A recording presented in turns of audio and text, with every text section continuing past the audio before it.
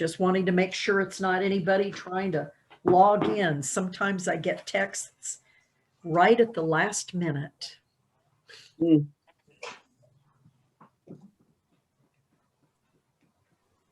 Well, we just put a party on for a gal that thought she was putting a party on for somebody else. So she brought the food for the party. And she was the one that was the honoree. Oh, that's cool. So we know now how to get her to a party. We just tell her it's for somebody else. There you go. It worked pretty well. Yeah, she was our neighbor, and she does a lot of volunteer work for the city of Dallas, for the chamber, for the visitor center, you name it. She The does schools. the schools. Yep. Yep. Yep. That's great. So, Hiya, Dare. Hey there. you haven't seen each other for 5 minutes. That's right. Came in here and got her computer, so. Oh. A new one or just a repaired one? No, it's what she's been working. We had a problem with it.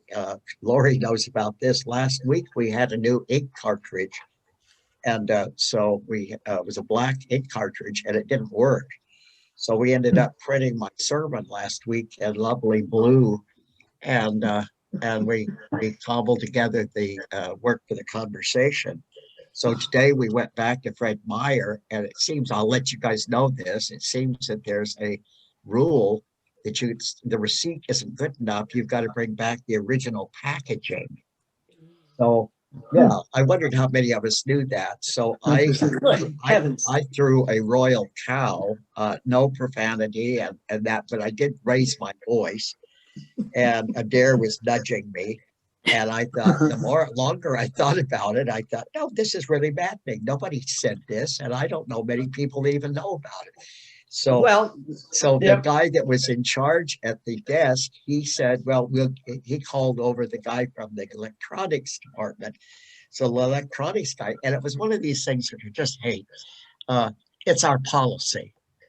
Well, now, having been in the legislature, I think of, hey, we pass laws and we do constitutional changes and the people vote on it. Policies, So anyway, so then they said something about, we call the manager. And I said, please do. So this very nice lady came and she went through everything and she explained this means, folks, TV sets, any kind of an electronic computers, anything, you need to keep the packaging in the event that anything goes wrong with it and you have to take it back. So finally she said, and I was very calm with her. And so she said, well, we'll this one time we'll refund your money. And so then she did. And so we thanked her for filling us in on this policy.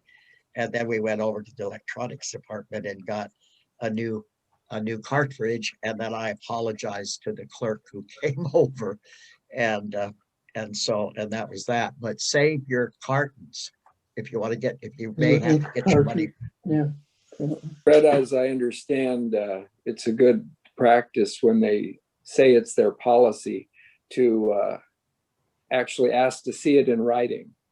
Yeah, well, she said there used to be a. It's just her word of mouth, and they can't prove it. Well, she said there used to be a sign up, we thought. Have any of you ever seen a sign about that on returns and bring your packaging? Yeah. No, just a receipt. So anyway, I told my nice wife, I said, now Adair, if I had not raised my voice, we would have lost out with the very first, sorry, this is the policy. We wouldn't have even seen the next person. Mm-hmm. So I said, I think you should say, I understand. She didn't say it. Unless if you're going to start a meeting, that's fine. But I have another story that corresponds with that about the policy, and it's a lot bigger if you're interested. Yeah, sure. Well, over a year ago, I bought tickets to Kansas concert at the Ellsmore Theater from ticket sales. And then it got postponed, and the last postponement was to May of 2022. Turn the light on, we're awfully. And I kept Yeah. asking for a refund, and they refused to give me a refund because it was scheduled. It wasn't canceled, it was scheduled. Right. So then I filed a complaint with the Department of Justice, State of Oregon's Consumer, and sent it off. In 2 weeks' time, I got an answer back. Please call the ticket sales people. There's an important change in their account. I did, and they said that I got a refund of $245.22 to my account because the state sent it to a attorney, which said then the attorney from ticket sales got involved. So their policy didn't mean anything. Yeah. So, but the state, that's twice I've done that at the State of Oregon Complaint Division, and it really works. It Okay, does. that's good to keep in mind. Yeah. That Well, is folks, good. we better get started here. Yeah. I want to open with just a few words about what we're going to be talking about tonight, which is media sources. But there's some things, sometimes they say stuff is ripped from the headlines. We're going to rip some things from the headlines. And the first thing we're going to talk about is media sources, whether they're social, television, internet, newspapers, or whatever that we've been talking about. And they fall into two major categories: truth or slanted, depending on your personal values and your beliefs. How do we know that what is truth anymore? And how can we find trustworthy information that we know is correct, that we know is fact, that we know represents what is truly happening at the local, state, national, and global levels? Now, I want to mention a story here in this area, in the Salem-Polk County area in Oregon, involving this state representative who was captured on video opening the door so that the demonstrators could come into the building, and then they took the door and they went on in. And he currently is being I think he's pled now, and so they'll be continuing this, and it's a misdemeanor, but it could also involve jail time. And so one of the people that spoke up for him was a member of his party, a chair of one of the central committees, and she said, she made the comment, well, all he was doing was going to his car. Now, that's a problem in that all of us saw the video when he was holding the door open so the people could come in. Now, that's one story.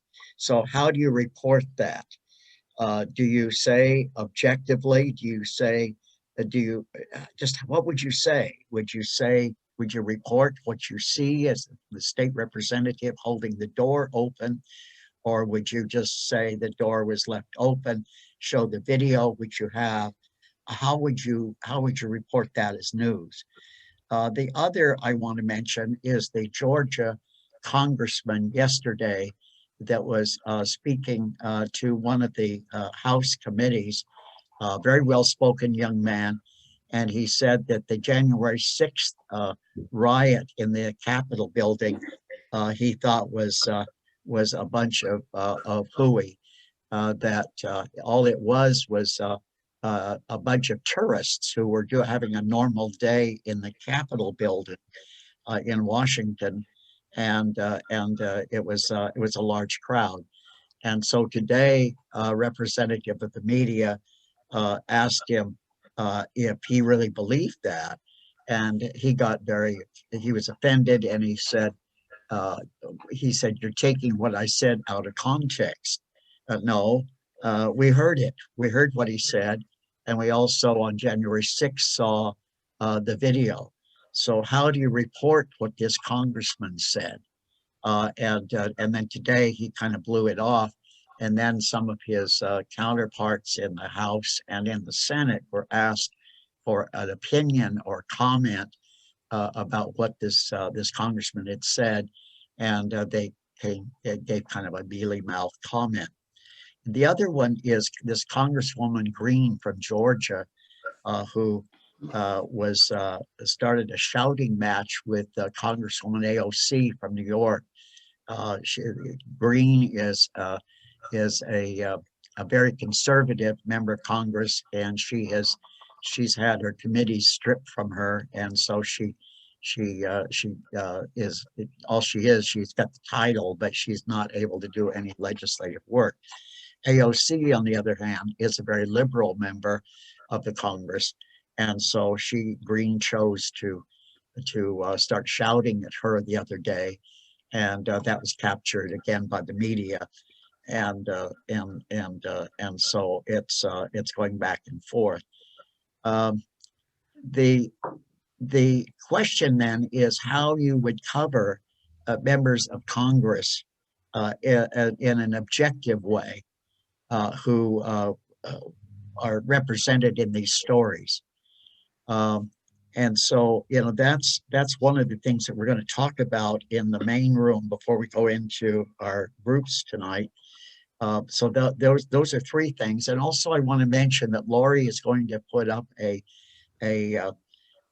poll that is been put together that goes to our legislators in Oregon as requesting that civics be taught, that the bill that would make civics mandatory in the classrooms, that it passed the Oregon legislature this session. And so hopefully that would put our people in a better position to understand what the government is all about, and be able to actually speak with some credibility. And the thing is, we can, oh yeah, these nuts out here, but it's not just people that maybe are on the extreme. We want our future journalists to know what the government is about. We want our teachers who are going to be coming along to know what the government is about. Our lawyers, our people who are working in lumber mills, they should know what civics is all about and what the government is about. When they're taxpayers, do they know where their money is going? And so that's what this is about. So we'll give you, and I did the poll today. It takes about a minute, and all it is, it goes directly to the legislators with your name and your email address, and you can weigh in on this very important bill that's before the legislature right now. So anyway, those are some things that I wanted to add to what we were going to talk about tonight. But this is one of the most complicated issues of our time due to the fact that we live in a democracy that believes in free speech. So here we are talking about free speech, and then we got the likes of this Georgia congressman who's denying what he said yesterday. In other words, that old line, you don't believe your ears. It isn't what you heard. And you did hear it, and you did, and there's nothing wrong with your hearing, but you heard it. And so how it is complicated. The advent of social media then has undoubtedly changed our civic culture, but because of the data that would help us take stock of this situation is proprietary and not available for study, it's impossible to describe accurately how this has occurred and what the implications might be. And many Americans believe the rise of social media has made it less likely that people will interact in person with members of their community. Social media creates an environment that undermines trust and creates a world where different groups have their own set of facts. And a recent Netflix documentary titled "The Social Dilemma Examines Social Media" has prepared a clip about this documentary, and we're going to look at that right now. It's about 8 minutes long. Yeah, this documentary, some of you may have seen the film already on Netflix, and it explores the algorithms and all how social media has been designed to get into our minds. So I'm going to bring this up and we'll take a look at it. and then we'll talk about it. So sometimes, you feel like you're addicted to social media. Chances are you're not that far off. It's true. The new Netflix documentary, it's called The Social Dilemma, looks at how information collected online may be used to influence our actions in real life. We're not getting the whole thing, Laura. One of its insiders Okay. joins us in a moment. Hold on then.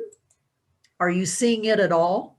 No, we're getting the sound is fine. There's a little clip here, but it's not, it's along with Okay. the civics bill and all of that. Well, then let me fix that. Okay, can you see that now?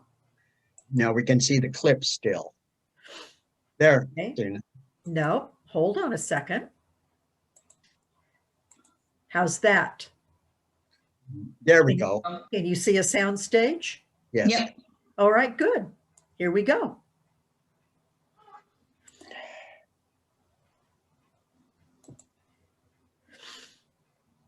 If I can get it started. I can get it started. Okay. Well, I think it's the tiny right down below. yeah, I know, It- but the problem is that my, yeah, hold on a second. It's just so frustrating, There's a little play triangle in the bottom middle, but I don't know if that works or not. Well, I can't get to it because, hold on just a second here. Okay. I'm getting there. I just need to figure this out. Here we go. There we go. Addicted to social media. Chances are you're not that far off. It's true. The new Netflix documentary, it's called The Social Dilemma, looks at how information collected online may be used to influence our actions in real life. The film's director and one of its insiders joins us in a moment. But first, a look at the doc that's getting huge buzz. Despite social distancing, it seems we're more connected than ever through Facebook, Instagram, Twitter, and the ever-growing list of apps built to keep us together. Almost 80% of Americans, about 247 million people, are on social media, providing these sites with personal data, whether users know it or not. Everything they're doing online is being watched, is being tracked, is being measured. Exactly what image you stop and look at, for how long you look at it. Oh yeah, seriously, for how long you look at it. I want them to keep doing this with their finger. In a new Netflix documentary, The Social Dilemma, former Google design ethicist Tristan Harris says the companies behind our social feeds are preying on us by nurturing our addiction through persuasive technology. It's not enough that you use the product consciously. I want to dig down deeper into the brainstem and implant inside of you an unconscious habit. But could our lives online create a bubble of digital dependence that leads to something more dangerous? A lot of people think Google's just a search box and Facebook's just a place to see what my friends are doing. What they don't realize is there's entire teams of engineers whose job is to use your psychology against you. Joining us now is the director of The Social Dilemma, Jeff Orlowski, and former Google employee Tristan Harris. Good morning to both of you. Morning. Thanks for having us. Absolutely. So, Jeff, this documentary, The Social Dilemma, has gone totally viral. Here's the thing. Do you think it's ironic that people are discussing the film, raving about it, on the very social media platforms it warns against? Absolutely. I just love, there have been so many people posting on TikTok like these extremely ironic things, just recognizing that this has become our new public square. This has become where people talk and have conversations. So is it ironic? Absolutely. We're trying to lean into that and continue to have the conversation on those platforms. So we reached out to Facebook for comment. In a statement, they said in part, they agree that we need to have serious conversations about the impact of social media, but that the film, quote, gives a distorted view of how social media platforms work to create a convenient scapegoat for what are difficult and complex societal problems. Tristan, what do you have to say to that? Yeah, I think what social media companies have been saying to us is that we're just holding up a mirror to society, right? If you have polarization, if you have division, those are your problems, and we're just holding up a mirror. But the problem is that these companies profit from further division, because imagine there's a Facebook feed, and one Facebook feed gives you an affirmation feed that confirms your view of reality, and they have another feed that gives you challenging views of reality. Each thing you scroll, it says, well, maybe it's different than how you think. which one of those two feeds is going to be better at keeping your attention, which is their business model, the one that affirms your view of reality. And so it takes our shared truth and puts it through a paper shredder that puts us into all these narrower and narrower and more extreme views of reality, which is really damaging our country. Because if we can't agree on what's true, everything else falls apart. And this is really the most critical thing in the film. You just used the phrase shared truth. It brings me to my next question, Jeff. So many kids right now are online doing virtual school, including my own. Let's say, for example, they're researching a controversial moment in history, like dictators or conspiracy theories. Will that affect the information that gets recommended to them? Yeah, that's a great question. It's hard for us to know all the nuance of what's going on with these algorithms, in large part because they are these private algorithms driven by these private companies. But what we do know is that the responses are based on the profile that is created of us. An example we use in the film is around this phrase, climate change is. And if you search the phrase climate change is in Google, you will get different answers based on who you are. There's an amazing book called Algorithms of Oppression that came out as well, that is about how we see the same patterns within the racist constructs that exist on the internet.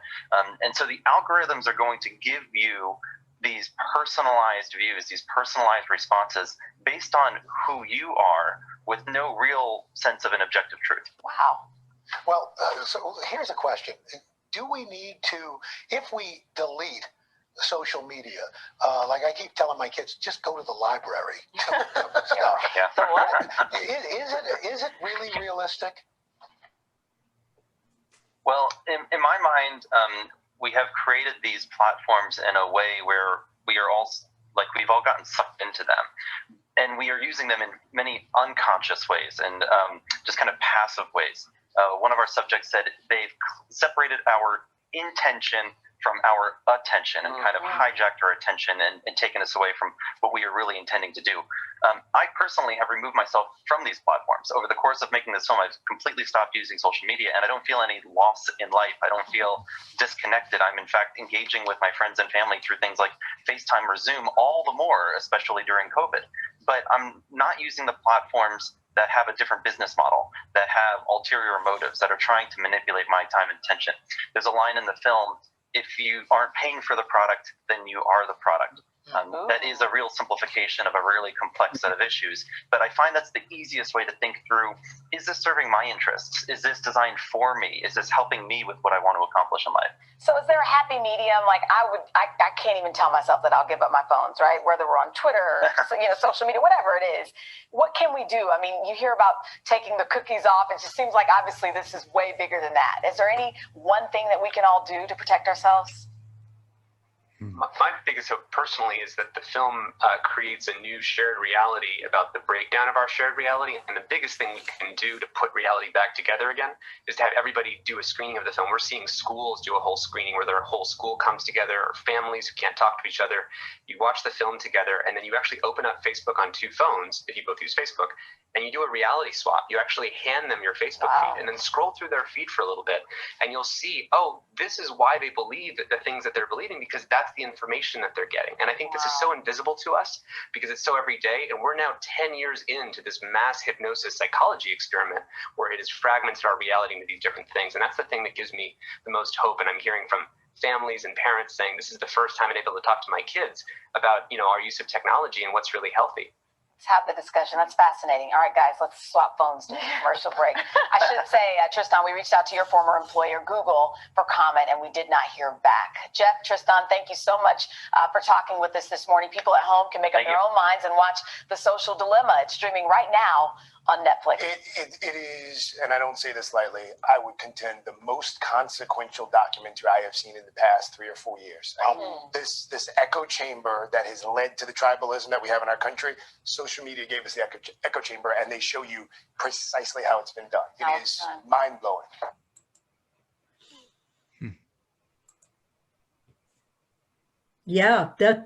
Yeah, it's pretty amazing, isn't it?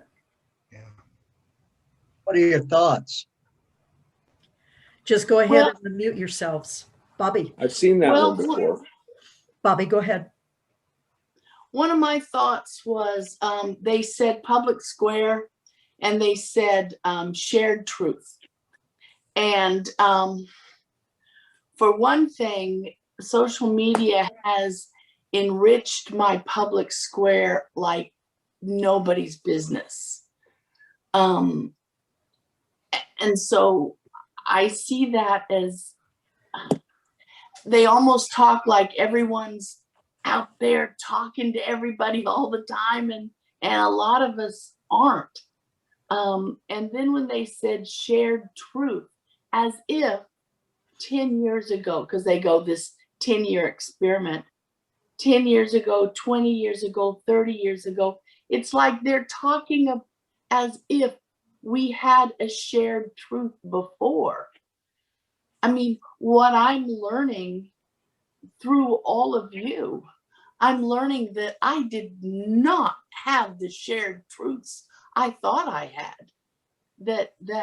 Even because I remember a time before social media, and I was way off in things that I thought were shared truths. So I understand their concerns, and I think they're very valid. It's good information, but I also think that it's possible that their idea of what it was before might be a little skewed. And so I take that into consideration when I think about what they say.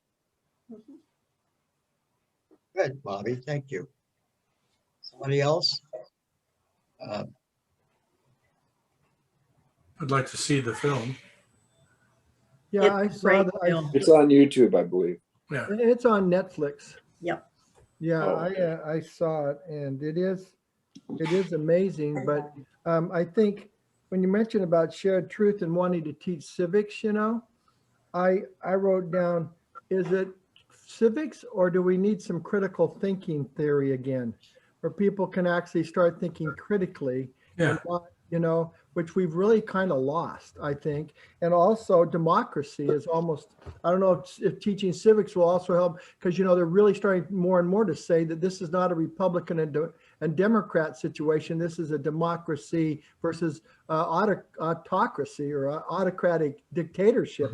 And that's the battle that's going on right now with Liz Cheney and all of these. And Liz Cheney's as conservative as you can get, and yet she's out there trying to defend democracy. So I don't know why these kids and schools are, I don't know whether, maybe you can say, Fred, I don't know whether teaching civics will also lead us to, oh yeah, we are a democratic society. And the thing is what you were talking about shared truth. Well, we did have one truth that we shared, and that is that we could argue with each other and disagree to disagree. And it seems like, you know, that's a shared truth. So I don't know.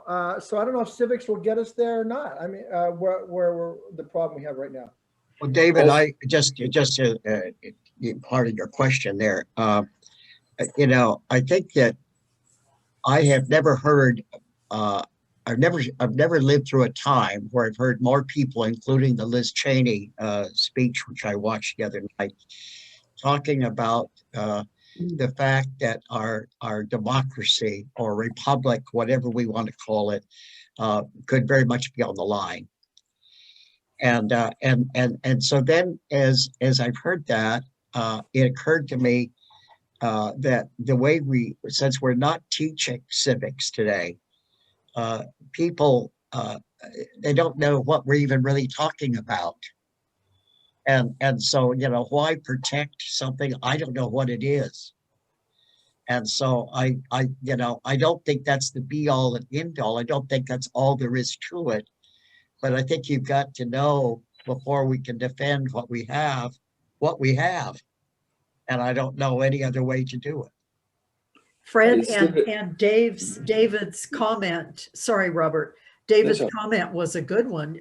Carol had mentioned last week in chat the same thing, that we've got to teach critical thinking. And I think facing teachers these days, that's huge. It is. And it is. And it gives us a great segue into our next segment right after Robert makes a comment. Robert. If you're going to teach civics, you better not let Texas write the book. That's right. That's right. That's right. Carol, you had a comment? those of us who did have civics or government, or if we were lucky enough to live in Wisconsin in the 60s, we had 1 year of civics plus 1 semester of government. Those of us who do know, I don't know if it's a letter to the editor or if it's putting something on social media or if it's writing something to your friends and family and legislators. But wherever you can speak up, those of us who do know the value, I don't think I have the luxury of waiting for other people to figure it out. I need to say and do something. Exactly. I agree, Carol. Good comment. Gaylen. Did you have your a question? I didn't have a comment, but Neil Okay. does. Okay. Neil? Well, I think that civics goes all the way from the federal government to where we live. And really a good example of how people don't understand how most governments work. In Dallas, we have a shopping center that has a Safeway and a Rite Aid and Perfect Look and liquor store and things like that. And there was a comment on a community page that as much taxes as I pay, why doesn't the county or the city repave the parking lot on the Safeway lot? We pay all these taxes and it's terrible. Yeah. So That's one responsibility. that is a very local problem, but it extends all the way to the federal government. And it's also, Neil, it's a good example of the frustration that will come when somebody says that, and then they think, well, see, they don't even listen to me. They won't pave this parking lot at Safeway. And, so it just grows. And then I go tell my neighbor, and my neighbor doesn't know any more about it than I do. And then they pass it on, and there it goes. And so you've got this inept government that won't pave parking lots in private stores. And they will vote the next election to not approve the city's public works budget or city's budget or the county budget because they don't think they're fixing the problems. That's right, exactly. And I replied to it. I said, that's private property. We're not spending tax dollars on private property. Yeah, good. Okay, Fred, move right into the next. Now, a 2020 international study by the Pew Research Center on people's commitment to democracy revealed troubling news. And we're going to look at this. I think this is one of the best charts that I've seen. Can you see this? Okay, this is really, really clear. The blue are those who are not satisfied with democracy. The green are those that are satisfied. So let's go to the United States first, where the arrow is. And you see that 59% of our people say they are not satisfied with our government, and 39% are. Then go down to Sweden. Now, Sweden, of course, has, as the Scandinavian countries do, a great deal of socialism. And there you've got 28% of the people who are satisfied with government, and 72% are not. The Netherlands, a little bit higher. And then go down to Germany, a major industrial country. 36% are satisfied and 65% are not. No, reversed, Fred. Wait a minute. 36% are and 60. Oh, I'm sorry. I'm sorry. Sorry. And 65% are satisfied. Let's go back and do. Let's start over here. United States was 59% not satisfied and 39% satisfied. Sweden was 28% not satisfied, 72% satisfied. The Netherlands, 31% not satisfied, 68%. And then down to Germany, 36% not satisfied, 65% are. France, 58% not satisfied, 41% are. And then to the UK, 69% not satisfied, 31% are. And then down to Russia, 64% not satisfied, 30% satisfied. And then look at Japan, 53% not satisfied, 43% are. And then Israel, and Israel, of course, is where any moment there could be a full-scale war right now. But in Israel, we're looking at 43% not satisfied, 55% are. And then India, let's take that one, 26% not satisfied, 70% are. And then finally down to Mexico, our other neighbor, 56% not satisfied and 42% are. What do those numbers tell you in those countries, those particular countries? The parallel between Russia and the United States is scary. It is scary. We are so close to being just like the Russians right now. And the United Kingdom. Yeah, we are. For me, those numbers don't tell me very much at all. What does satisfied mean? Yeah, that's wrong. That's true. I mean, I agree. I agree because I mean, I look at Greece and I go, all the financial situations that they're, I'm sorry, that they're going through right now. And a lot of times when we're asked a question like, how do you like your democracy? It's combined with a whole lot of other things. I think a grid like that might give us really a lot of wrong messages. Yeah. See, Bobby, you've really put your finger on it, because you know, what do these numbers mean? You see, and that's and in a democracy, how do we make change? We have elections. And so we have elections about whether or not we're going to pave the Safeway lot in Dallas. We have elections about putting certain people in office. But we and then everything in between. And I can tell you as a former legislator, you know, I can think of when somebody was saying something earlier about when Adair and I would make contact with the Social Security Administration in Baltimore, which we considered the dark hole of the abyss, to help somebody with their Social Security. And so, you know, we got a lot of credit for that. Was that something legislators do, state legislators? No, but we did. And so there are lots of things that, you know, have nothing to do with what democracy is about, but that go into these numbers about whether we're satisfied or dissatisfied.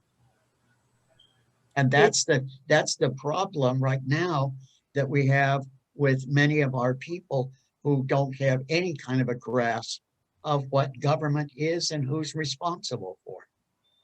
Galen? The one that shocked me was India. Yeah. Where they have just grinding poverty and the caste system where no one is equal. I don't know anything about their government, but you know, I'm shocked that most people are satisfied with the way things are.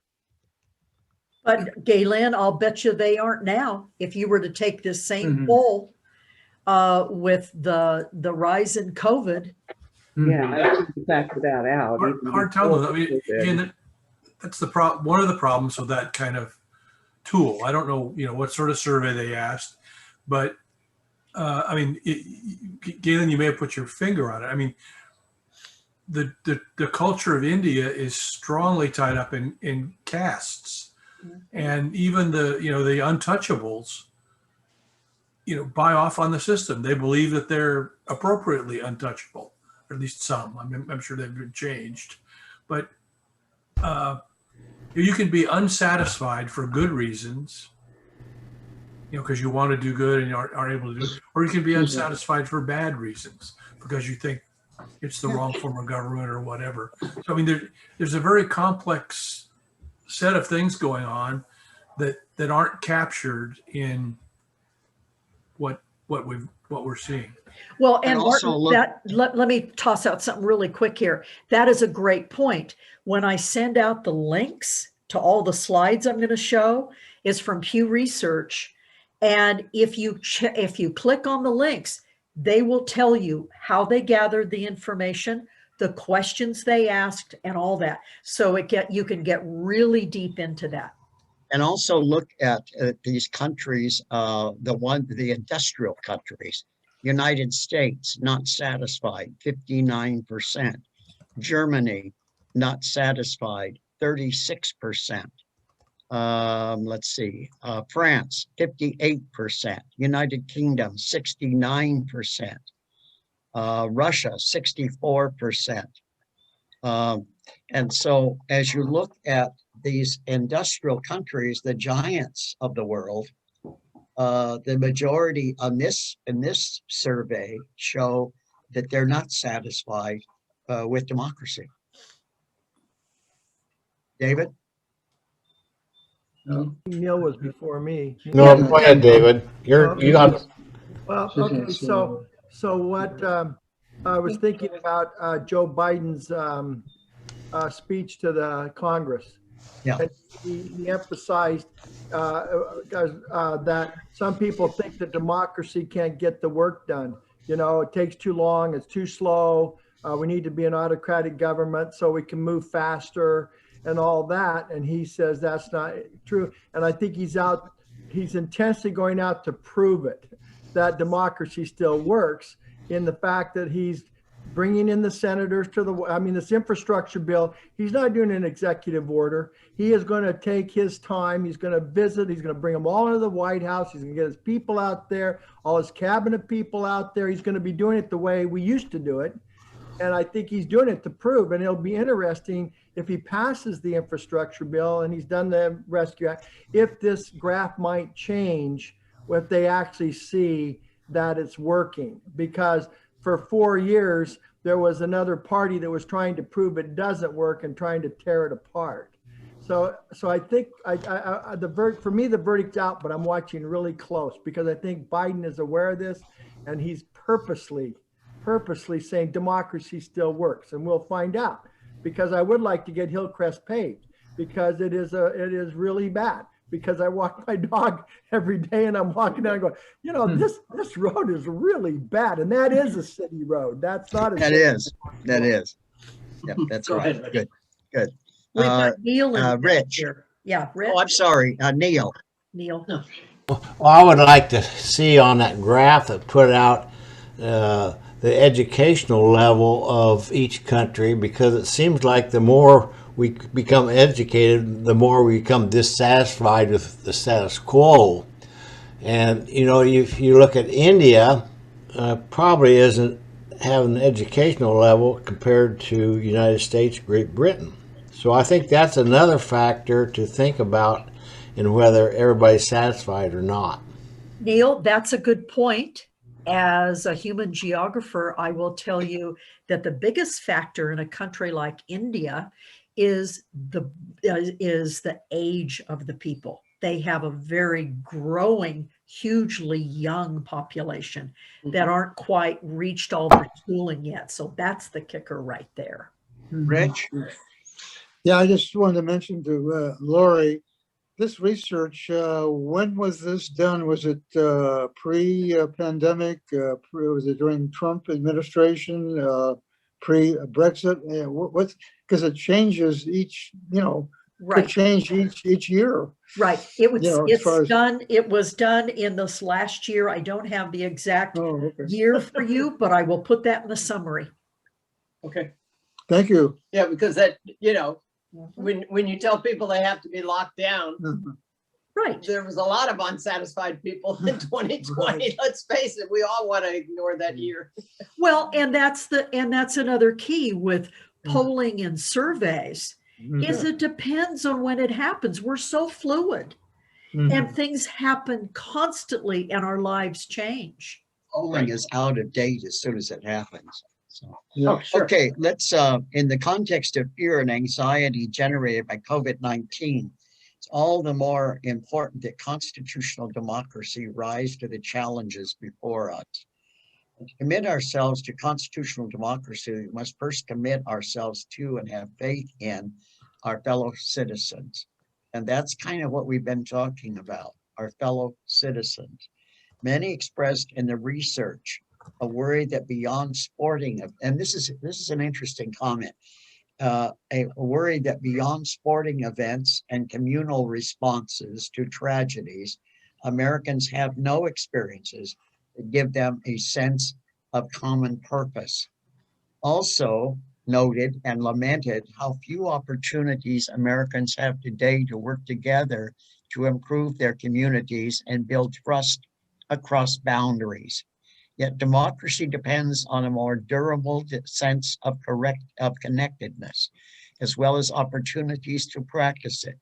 The arrival of the COVID-19 crisis made this exceedingly clear.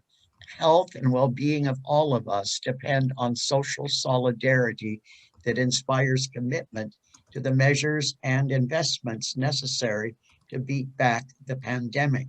Now, one of the questions that we mentioned last week was, are our best times behind us as a country? Well, the question is, what do you feel like when you see the programs like on Portland television asking our principal city, are their best times behind them with the riots and the damage to their business community and all of that? And also a third point to consider is, what indeed are we doing? When was the last time you worked together on a common project across boundaries and just to better improve something? Right now. Good. Good. Good, Bobby. Fred, we were going to go into a breakout room with 2 questions, and I'm thinking, Yeah, we'll get to that. We're a small enough group, we could just stay in the full room. Yeah, okay, good. Okay. So then what we were going to do in the breakout room was to talk about the negative elements of social media contributing to our longing for a common good amongst us. And would you want to fix social media so that it would have a more positive impact on democracy without undermining free speech? I put those 2 questions in the chat room. Yeah. So basically, like what Fred just said, do the negative elements of social media contribute to our longing to have a common good amongst us, something that holds us together? And do we want to fix social media? And if so, how do we do that without undermining free speech? So let's talk about that for a few minutes. Anybody have any thoughts? Rich and Neil, I see your. Oh yeah, I'm sorry. Okay, Neil. I think my hand was up from last time. It wasn't taken down, but Okay. Just the comment about social media and the negative impacts and impact on free speech. It's still very positive, because if we didn't have the cell phone video camera of pictures of Floyd's murder and some of the other things, we would have never had that trial.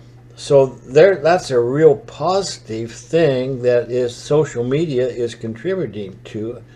But then again, like Abraham Lincoln said, you never believe anything on the internet anyway. So you've got to draw the line between those 2 things. One of the things that is really interesting is in the Common Purpose book, it said, one participant in that research said, a shared story or a shared national narrative unites us, but it also can divide us. We long for the good old days of Walter Cronkite, but if you were an African American or a gay or a woman, those days probably weren't all that great. And so now, as more groups that have been excluded from kind of the mainstream are included in changes, that becomes a shared narrative. And some of that unity that we felt, whether it was artificial or not, is also fractured us. Woo! Whoa! Yeah. And also You will in the, include that in the summary, won't you, please? Oh, yeah. yeah, in the document also, which we shared at the beginning of spring series, many people who participated in the research for the final report of what makes a strong democracy express the importance of a shared commitment to the common good, though when pressed, they struggle to articulate what common values connect us. Relatedly, they underscored the absence of a genuinely shared narrative about who we are as Americans. One participant in the research stated, a shared story or a shared national narrative unites us, but I also think it's dividing us. We long for the days of Walter Cronkite, but if you were African American or gay or a woman, those days probably weren't all that great. That's right. So now, as more groups that have been excluded from that kind of the mainstream are included, it changes that shared narrative. And some of that unity that we felt, whether it was artificial or not, is kind of fractured a little bit. Fractured big time. Yeah. Bobby, you had a perplexed look on your face. Oh, yes. I think because you just read it and then right. You just read it and then Fred, you just read it. So that was right. my perplexed. Oh, I know. I got it. You read my face too easily. Why do you think I reread it? I do not know. Why do I sometimes when I preach and somebody reads the gospel and in my sermon, I open the sermon with reading the same gospel they just heard? Because we remember when we hear it more than once. That's right. And why did I ask why if it was going to be in our summary? The same reason. That's right. Yeah, but to fix social media, to tell people they can or can't use social media or can't do this on social media, I can't see how that could possibly happen. I mean, well, it depends on how you define fix, Galen. Yeah. Well, social media companies are privately owned companies, right. Corporations, and so I think they can do pretty much anything they want. But you know, why couldn't we define our social media organizations by the values that they keep and that they promote? And you could choose to be involved with an organization that represented your personal values. I used to do values education when I taught with parole and probation, and it's amazing to me how many people, well, maybe it shouldn't be amazing to me considering my population, but how many people had no concept of values other than what something costs. Knowing what their personal values were, they were clueless until we had, you know, a discussion about that. I'd like to add one thing.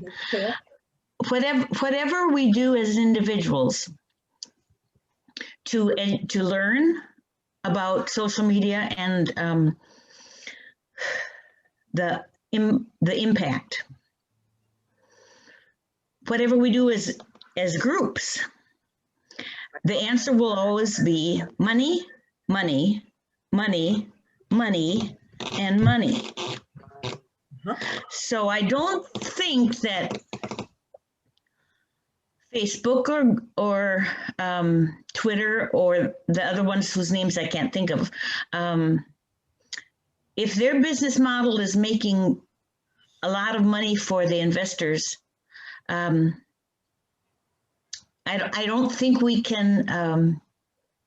We don't have to roll over and play dead, but I don't think we're going to have much effect. We're just going to have to educate it. Neil? Thank you. Neil? Someplace along the line, I've heard something about when was the last time we had a common goal and united? Well, I'm old enough, I can remember the day where I was, the time and everything when Japan surrendered on August 14th. And probably World War II was the last time that we had a really common goal that everybody was united in. It was also probably the time of most secrecy of anything going on in the government, and probably the time of most violation of civil rights in our history. So sometimes the good old days are not quite so good. Yep. Bobby? Thank you. I Neil. wanted to, well, first of all, yes, Neil, and then Carol, what she just said about money. I wrote down capitalism when they say, well, what, how can we change this? Well, the model is not, I don't know anyone who really, any business that really has a model that is for like the greater good, that as a model because of capitalism. I mean, if we look at a shared value, unfortunately, a shared value in the United States has to do with money. And it's not particularly something that we would want to brag about, but a lot of all of our folklore and what makes American great is that you can come with like $10 in your pocket, you can be a millionaire, and that it all has to do with money. And if I don't know of any social media that doesn't ultimately use us as to money, to moneyize. That's not the word. What's the word I'm looking for? Monetize. Monetize. Thank you. Because we're the ones in the phone. In very expensive phones. Thank you. Let me ask you a question. And then David, you're next, okay? When we started these conversations, September 17th last year, what did we say? And that was before the election. So what did we say was the greatest problem facing our society that night?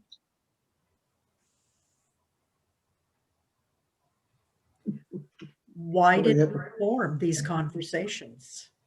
Why did we form them? And wasn't it systemic racism that had been with us since 1619? Right. And hasn't that been what the fall series was about, the winter series, and a good part of the spring series? You know what? As I'm watching this, we're struggling tonight.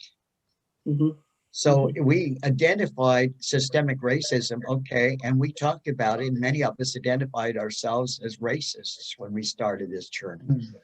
And more than one of you has told me that I've learned so much, and I feel so much better about what I can do and what I've already done in my families or wherever to do my part about ending racism. But we're really struggling tonight. David? David, you're muted. That's what I was actually going to say, was that I was going to bring that up, that you mentioned that in the 50s narrative is no longer the narrative because we have all these new voices.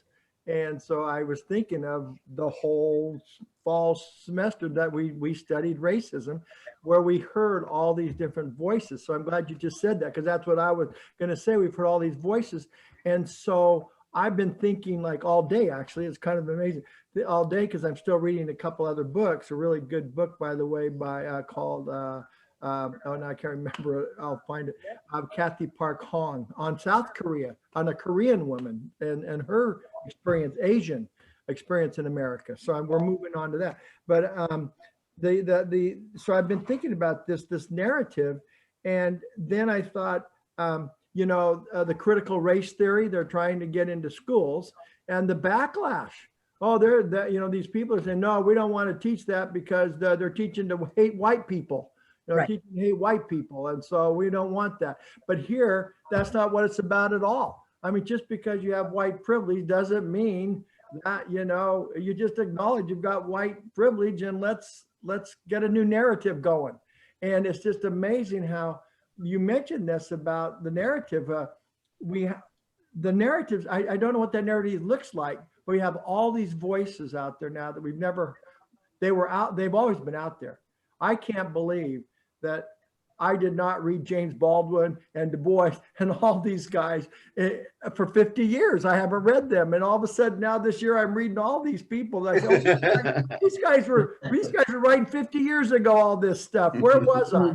And so now it's out there, and now everybody's reading it.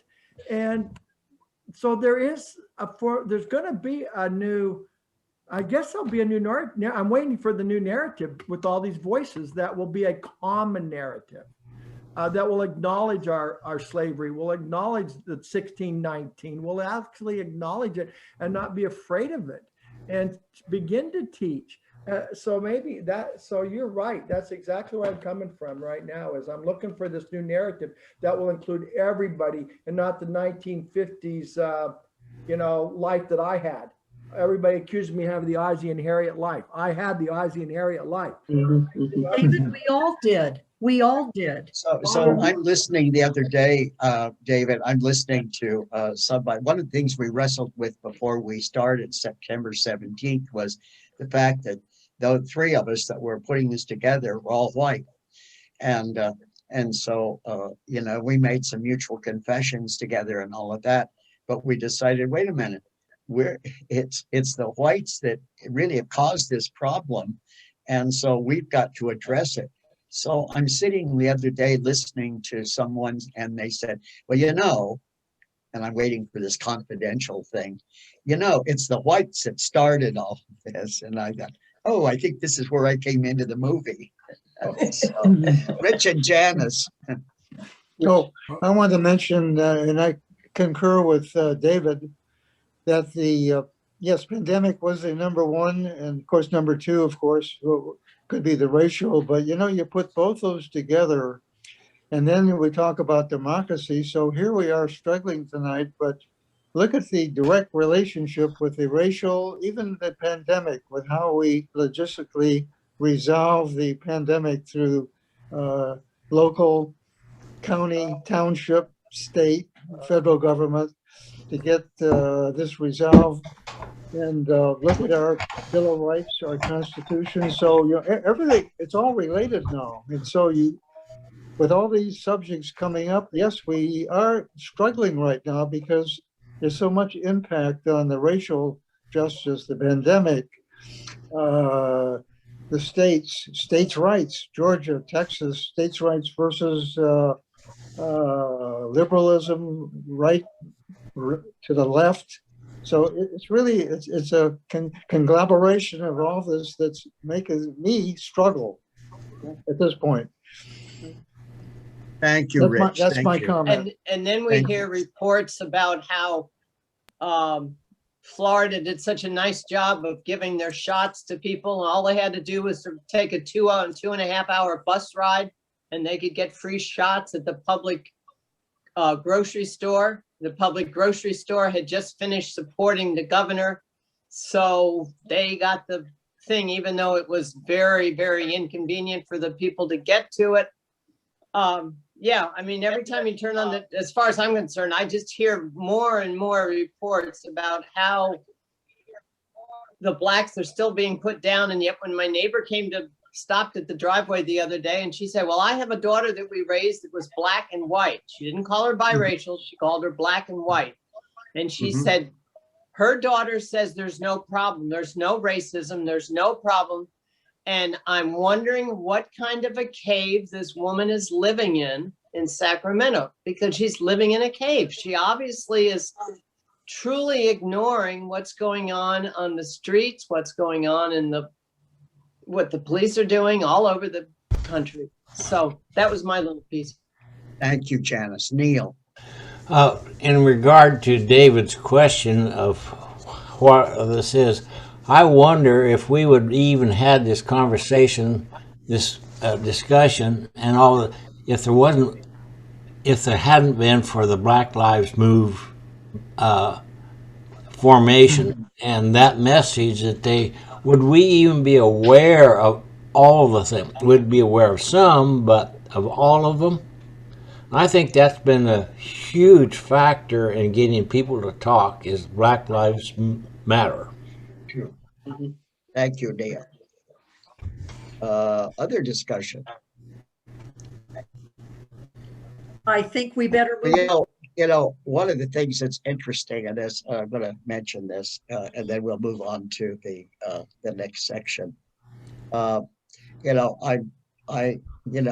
think all of you know I've written a book, and it's an autobiography, and now I'm up to current years, and this is very familiar to me because I'm doing the final polishing now, and I have talked to a publisher and that, but I'm just struck by some things that I put together, some notes back a year or more ago. And it's just much of what we're talking about is just a carbon copy of what Adolf Hitler was doing as he came to power. And I think that's something that we all need to keep in mind. And I've debated about whether or not I was actually going to use it, and I am. But it's just point by point by point, and it's no hyperbole. It's just straight historic facts. And so that I think is one of the great dangers about what's going on right now. And it affects, certainly it has everything to do with racism and the whole thing. So, okay. Let's go on. Let's see, we've got another slide here. The growing share of Americans say they use YouTube. Facebook remains one of the most widely used online platforms among U.S. adults. We're going to take a look at that. Do you see this here? No, it hasn't blown. Not yet. Okay.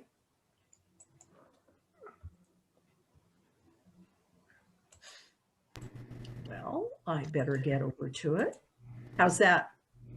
There we go. Okay. Now you can just take a look at this. Any thoughts? YouTube is the most used social media, followed by Facebook. Then you've got Instagram, Pinterest, LinkedIn, Snapchat, Twitter, WhatsApp, TikTok, Reddit, and Nextdoor community. I think when you mentioned about Facebook remains the most widely used online platform among U.S. adults. Right. My daughter Right. now is on TikTok more than ever. And, Right. And yeah, it's strictly a Facebook. They always kid. Once the mother started using Facebook, the teenagers moved over. Right. Instagram and then TikTok. Right. Yeah. But and also, you know what's happened with that is TikTok and Instagram. Those guys, the attention span is what, a minute, 30 seconds, and so it's really affected. Their attention span. They're so used to that platform down there. But Facebook is really YouTube. How you mean using YouTube as a like a way to get information? Like Well, watch? no, it's just what people use. YouTube is used for things like posting tapes and everything else and Oh, class. that's true. Yeah, you do, don't you? Yeah, you do. Yeah, you do Yep. put that on platforms, don't you? Yeah. Yep.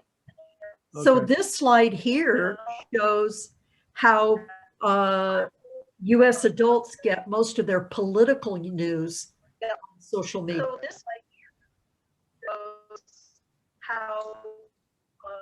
Can you see this slide? Yes. Okay. The YouTube slide. Okay. We're looking at the YouTube slides. Is that the one you? No, I want to look at this one right here. I'm sorry. Thank you, Bobby. I'm looking at a graph and it's very small print, but if I get my eyes close. No, don't want you to look at that. Hold on a second. I'm just having a very interesting evening tonight. How's this? There we go. Oh, a purple circle. Right.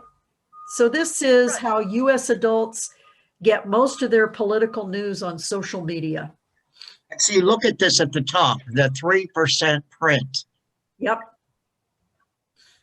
And see, that's what we've been talking about a lot. Newspapers, 3%, radio, network TV, cable, local TV, news apps, but 18% of U.S. adults get their political news on social media. Now, if you combine the network TV, 13% cable and local, most of us have access. If you have TV, you have access to those three. So that's still a pretty healthy chunk. It is. And so as like I said earlier, if I was planning political campaigns or some kind of a media type thing where I wanted to reach people, I would avoid the print and the radio probably. I might look at markets on the radio, but certainly the cable and network TV would be where I put my dollars. Martin? That last pie chart would be interesting to see it stratified by age group. Absolutely. It would. I think it'd be radically different. I take my son as an example. He's probably one of the more knowledgeable people I know. He reads no print media at all, no magazines, no newspapers. I don't think he looks at much news on television. It all comes off, he reads lots of blogs and lots of books. And, is quite knowledgeable on lots of things. And as you could probably guess, has no shortage of opinions about things. How old is he, Martin? He's 53. Okay. See, my son, that's interesting because that one graph talks about the apps and the websites.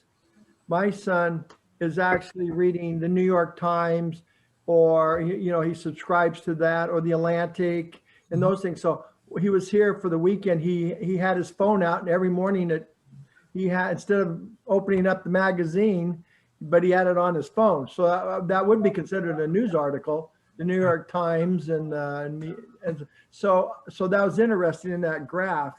If you look at it, it was a pretty big chunk using the apps. Exactly. But those could almost be considered print media, but they're doing it on their phones. They're doing it electronically. And I asked my friend Jim in Belfast after our discussion. I said it came up, and I said, what do you do in Ireland, Northern Ireland, the United Kingdom? And he said that he looks at the Times. I said the London Times. He said, no, Fred, it's called the Times now. Oh. And he listens to CNN and BBC, and that's pretty much it. He doesn't do Facebook at all, but that's pretty much it. Yeah. Fred, I think if it's okay with you, why don't you just move on to conclusion? Okay. And maybe take that last question and roll that into the conclusion, because we're right at a little less than 20 minutes. Okay, let's do that. Yeah. Okay. Let's say last question. The bottom of page 2. Oh, yeah, okay. Let's turn our attention then to how social media affects marginalized groups. How does social media disproportionately promote the development of and or discrimination against BIPOC communities? What are some examples of this? I need the question in the chat so that I can remember it. You bet. I'll put it in there right now.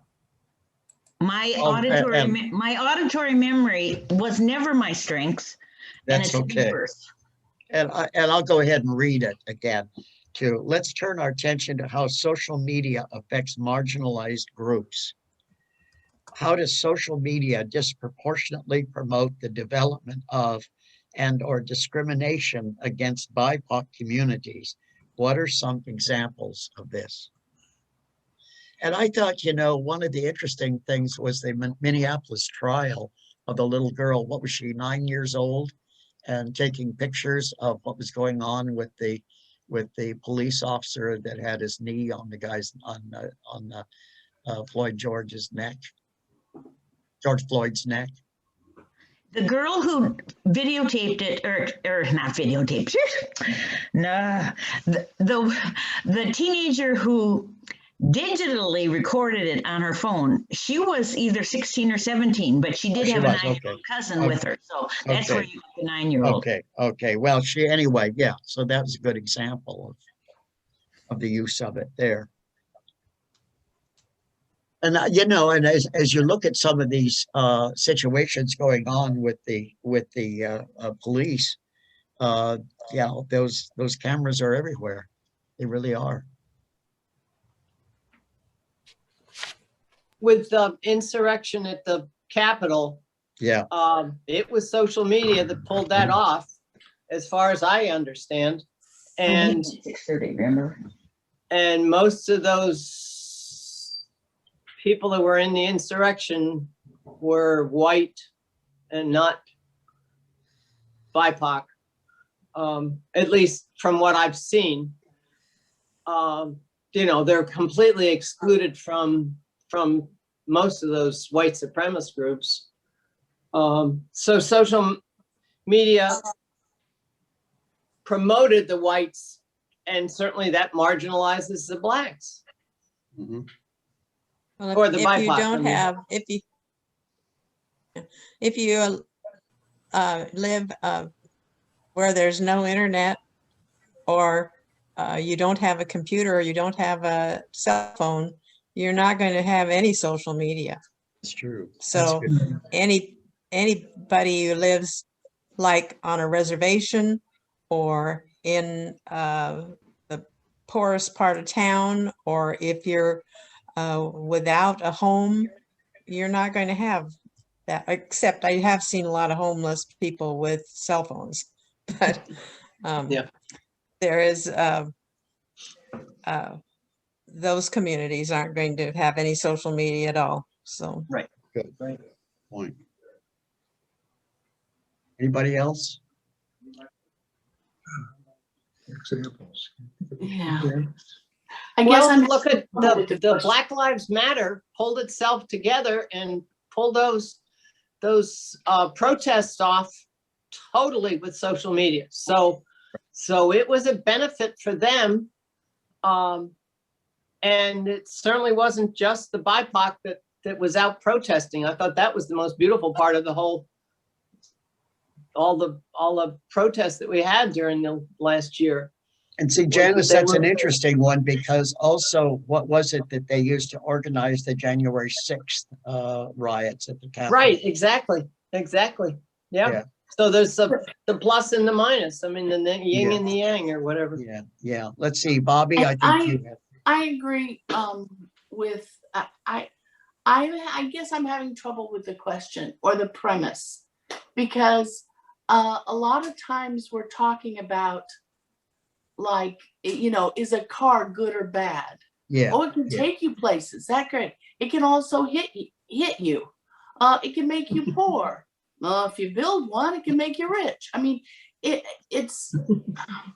I guess I really don't know.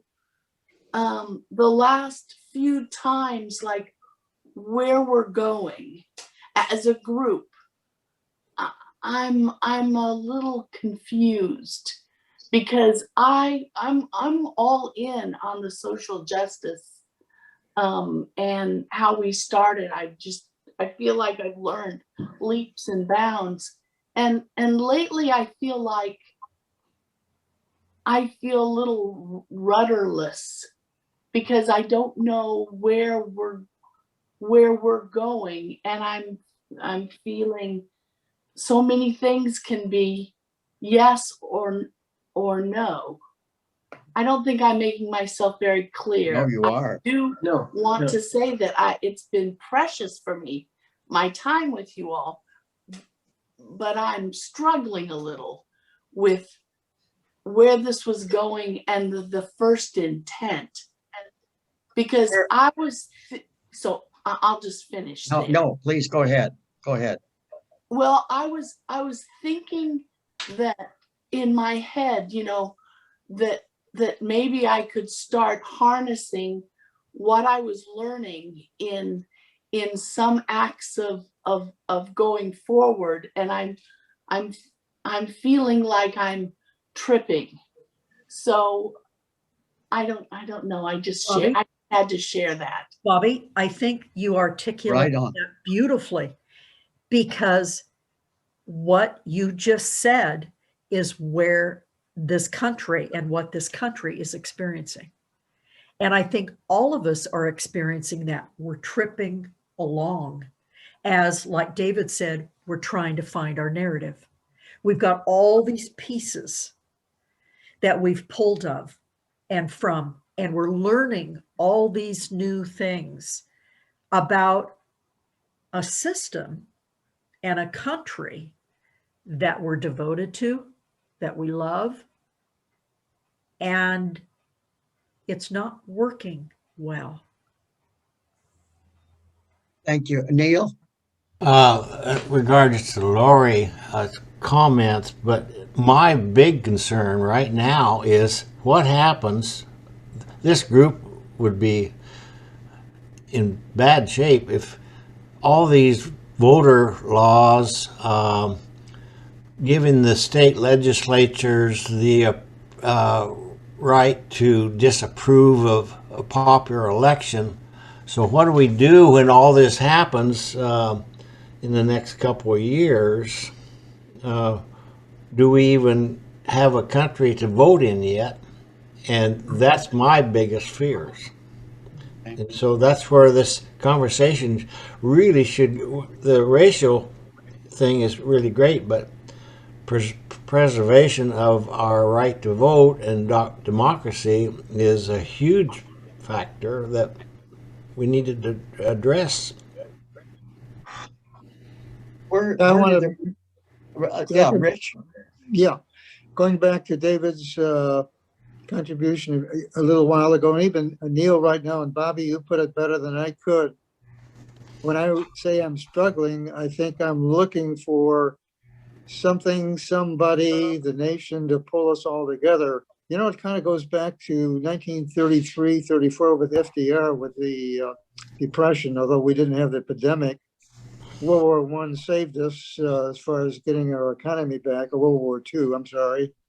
So it's pulling this whole thing together, and I think President Biden is trying to do that by bringing back his $1 trillion recovery program. But I agree, Bobby. I think I'm struggling just as much as you with this new narrative. Who's going to pull us together? Question mark. Thank you. Anybody else? Well, let me ask you, where should we go, folks? What do you think we should do?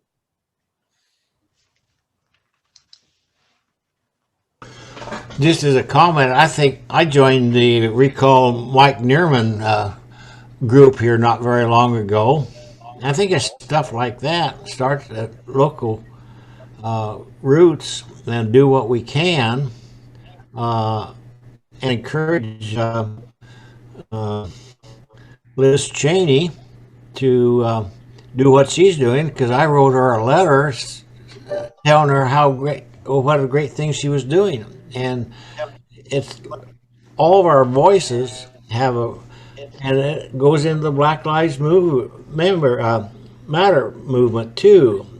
All those things we can do individually. You wrote her a letter? Yes, I did. I wrote an email. That's one of the coolest things. Yeah, I did. I'm gonna do that too. Now be careful when you look her up that she really accepts officially only emails from her legislative district. Constituents, yeah. But there's another email address that I found just by on Edge that wasn't limited to that, and that's what I wrote. I don't know if she got it or not, but I sent it. I wrote a letter on Facebook, a note, not a letter, but a note. I said, we do not have to agree with someone's politics to recognize a profile in courage, and that is Liz Cheney. Her speech last night was powerful. The Republicans walked out when she started speaking. She makes me proud to be an American. Now, the interesting thing is there's 90 likes here and comments, though, from people who are, I know, of both parties and persuasions and from all over the country. And I'm thinking if others did the same thing using the social media or what Neil's talking about, wrote letters to the editor, all of that counts. And that's kind of what we're talking about right now. It's grassroots, and that's where it is. That's the vineyard in terms of this country. We have a president and we have a Congress and all of that, but it all begins at the local level.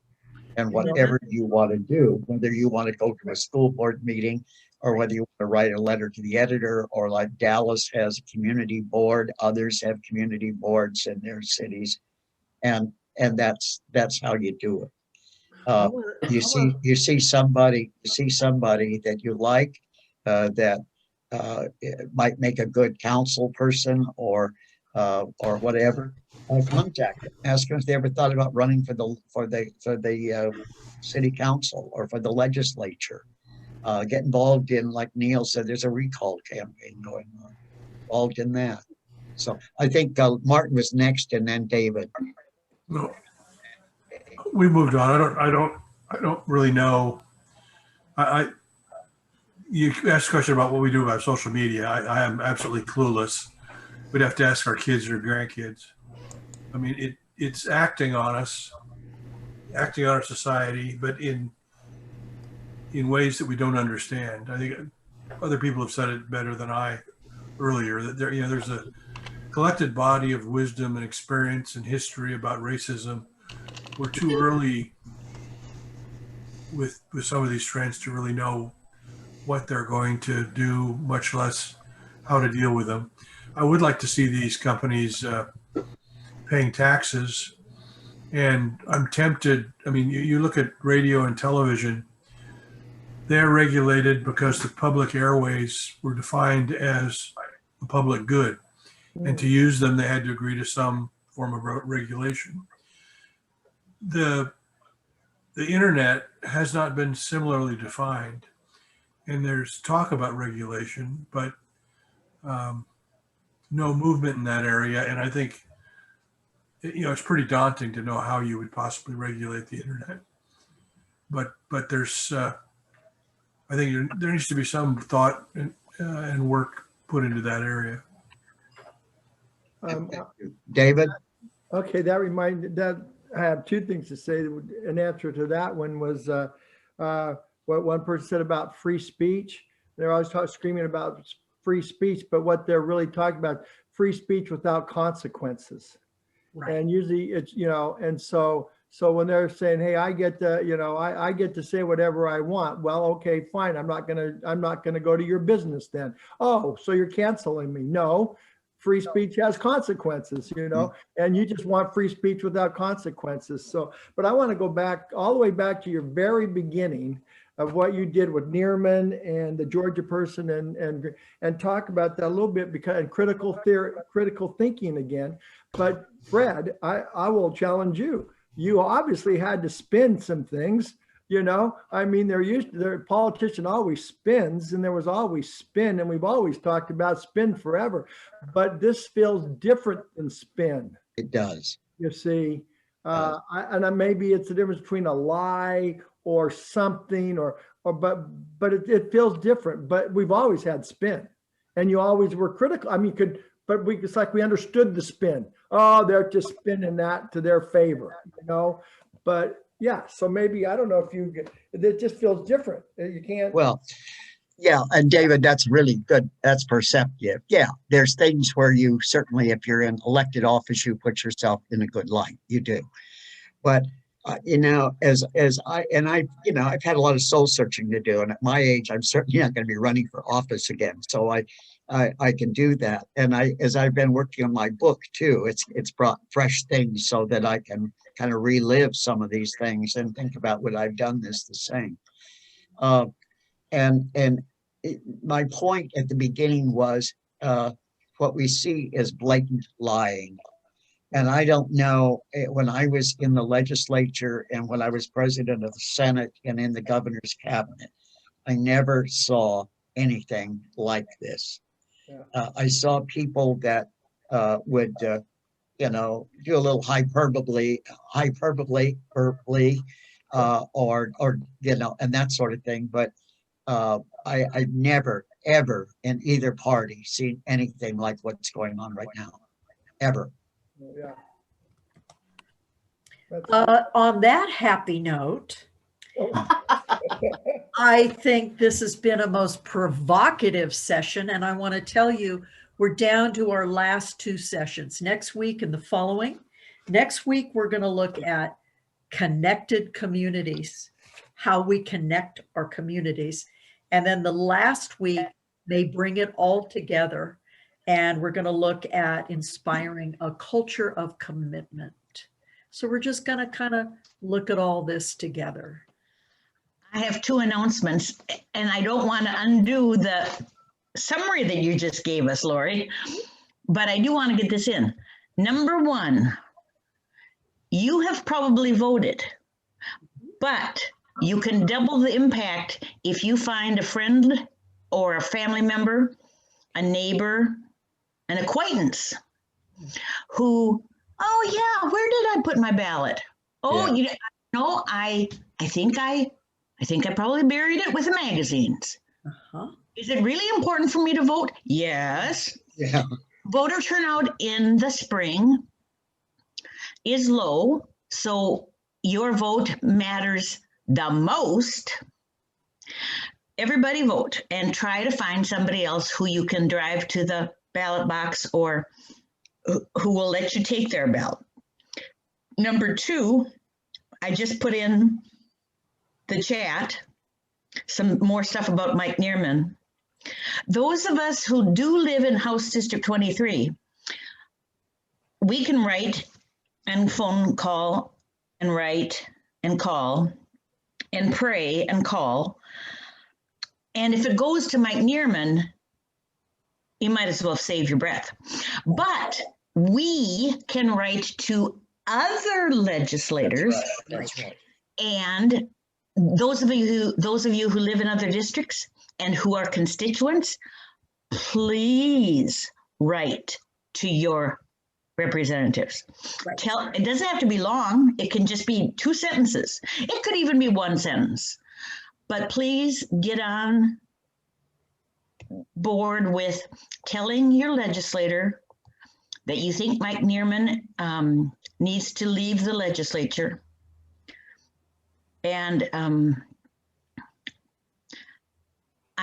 not literally on my knees, but figuratively, I am begging you to take some action against that twerp. Thank you. Thank you, Carol, very much. Thank you, Carol. Any other announcements? Thank you all. You have a wonderful, wonderful week and enjoy the sunshine. It's been delightful. You guys are amazing. Thank you so much. We'll see you next week. Thank you. See you next week.